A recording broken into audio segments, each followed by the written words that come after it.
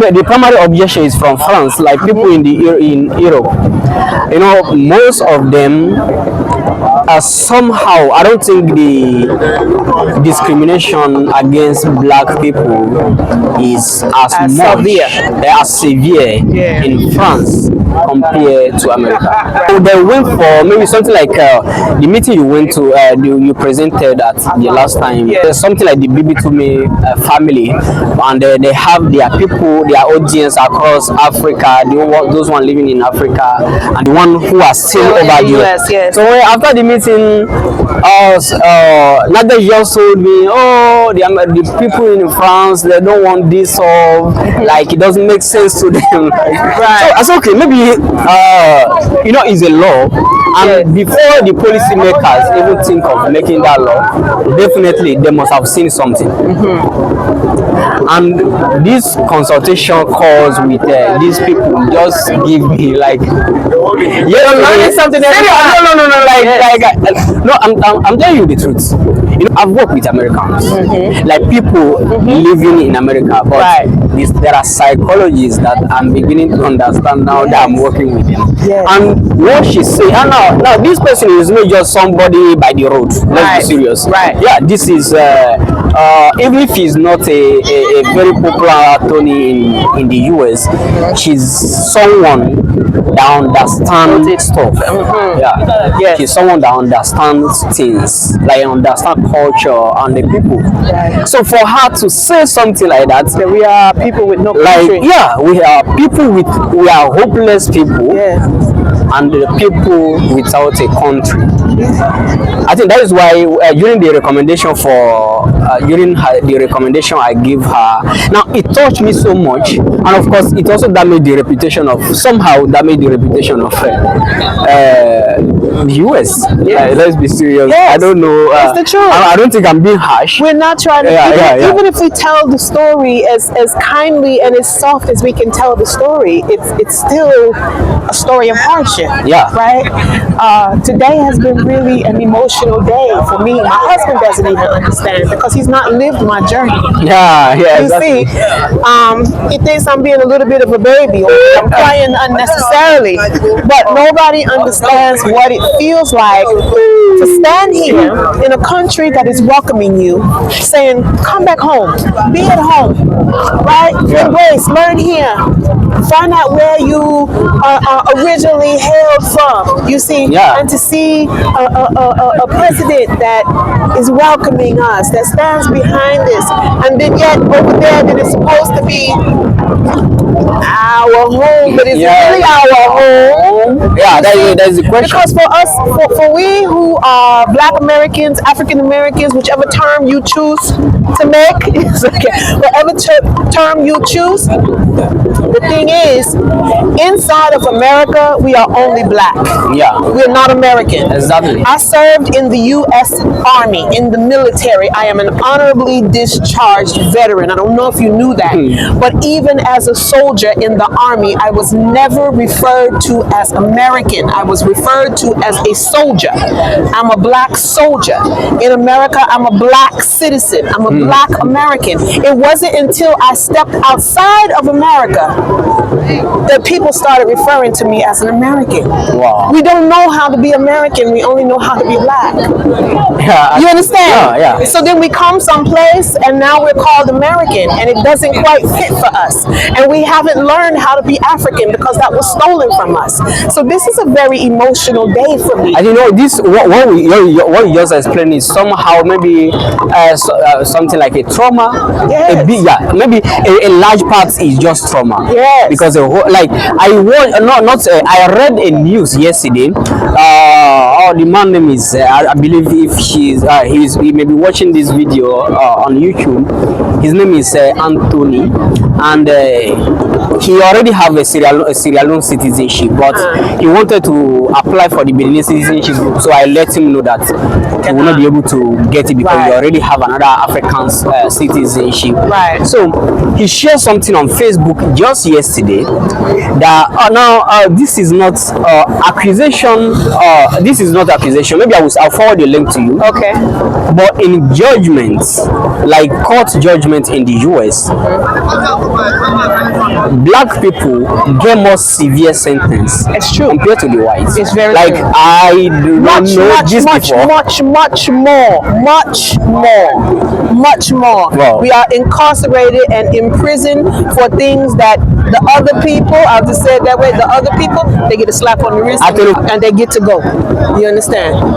Yeah. We are not allowed that. We have the highest number of our men incarcerated in prison. They are in prison for things that normally other people wouldn't be in prison for. Now, I think what I just pray for is, the people who are getting the citizenship by recognition now, they may not enjoy it. Let's be serious. Yes. Yeah, I think I'm a citizen of the country, and of course, you have lived in Africa for some time. Yeah. The people who are going to enjoy it most, you are going to be enjoying, like, knowing fully that your children are not going to suffer what you are suffering.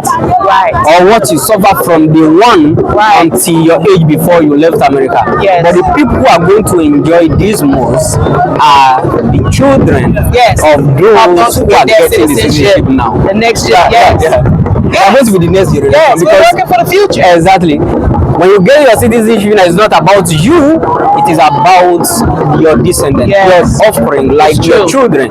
Yes. Because you mastered the US. Yes. Everything, like, you cannot speak the language. Right. Yeah, it may take you some time for you to understand, but you may not be able to speak the language. Yes. But the people coming after you are likely going to be having two homes. That's right. One here and then one over there. Yes. And because they are here, they will understand the language. Because, like, and they have a whole different experience. They will have a whole different experience. Nobody will come to them and say, okay, you are an American. Right. No. Because they are not going to take that your accent. They will be taking the accent of the Republic. Yes. So somehow you have suffered it, and maybe you may find some peace now. Yes.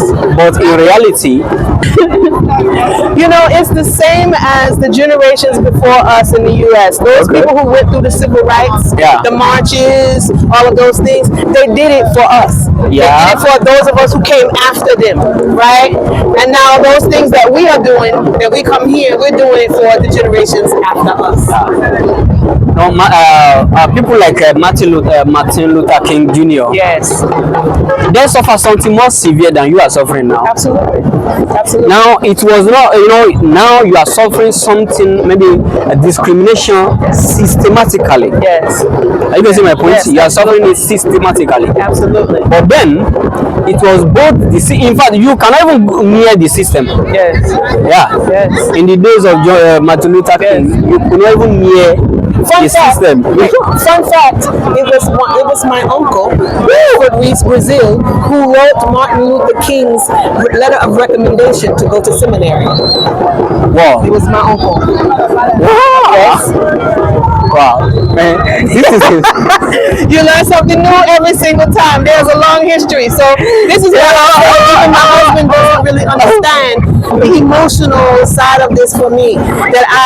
We sat there in Rita on the beaches where the last ships departed from, and I told you I'm from the state where the most ships came to. So it's like I walked from the past coming into the future. I'm seeing what was, but I'm also seeing what is and what is new and the developments. And I feel like for those of us who are listening, I feel like maybe that thing that we talked about, reparations, that 40 acres and a mule that we've never gotten in America, I feel like our reparations is here in Africa via the citizenship and, the access to reattach ourselves to our history and our legacy. That's why it's so emotional for me. Some things follow patterns. Yeah. Do you know why the first person to get the citizenship by recognition after the launch of the platform, do you know why she's an American? I think you watch the news. Yes. She was the first, very popular. I think you say you know her. Sierra. This one. Okay, is it Sierra or Tiara? It's Sierra. Oh, okay. Sierra. Yeah. Yes. She was the first person. Celebrity. Yeah. Now, and of course, the producer, the couple, I think I sent that one to you. And his wife, whose name is Tanya. Yeah. Same as me. I just told you something about the people of France and their complaint. You know why there are no celebrity from Europe, or like let's say from France, that have been given some kind of maybe some kind of publicity like that here in the public company? Yes, there is none, because the people need to be ready. I think this citizenship by recognition is more to American and Canadians than it is maybe the Caribbeans too. There's much more of an emotional attachment to it for us. And you know one thing, and there is emotional attachment, and it's something that everyone can afford. Yeah. Do you get the point now? Yes. It's something that everyone can afford. I do tell people it's almost free. Or let's say it's free, because you are paying like the least amount, just the actual other than birthright, other than citizenship by birthright. This is the cheapest citizenship, and it's the best. It's the most secure. If we're being honest, it's the law. The law part. We already know that. Can we take advantage of this? And I think we have done our possible best. Absolutely. Absolutely. I just really want to say, sometimes I do be walking to the point that I say, oh, what is all this about? You even walk more than I do. Oh my God. Because yesterday I was just sitting, I say, oh. And I'm messaging almost everyone. Almost everyone. But you know, it's this thing in America, everybody talks about, especially Black Americans, talk about this thing called representation. Meaning people like to see someone who looks like them that they can relate to. So that's the thing. It's just a general psychology. People try to lean when it comes to when they are spending money. They tend to lean towards people that they can relate to. Exactly. Came back around 10 or 10:30. When we're coming, there is someone on the road. There are a lot of people selling petrol, that is fuel on the road. But there is a particular couple there. They are Aja. So I have to leave the border until I get to their place before I board the fuel. Of course, because it's your people. Exactly. So I'm more related to them. It's so when they were, so I was making a call, and they said, "Oh, are you going to are you going to the village?" Like they don't know me. They don't know I'm from Lokosa. They don't know I'm from anywhere. They don't know my local government. They don't know my village. They don't know my town. But provided I was speaking Aja, they say I was speaking. I said, "Oh, I will be coming to Cotonou. I will be reaching there in the next 30 minutes. Make sure you meet me there, or it will take like 7 days before you see me again." And they asked me, "Are you going to village?" Because any village in Aja is our village. So people try to link towards people that they can relate with, people that they understand. So I think that is the basic reason why I think more people are coming to you, and I think we are doing very well. I think we're doing very well. Thank you. There you go.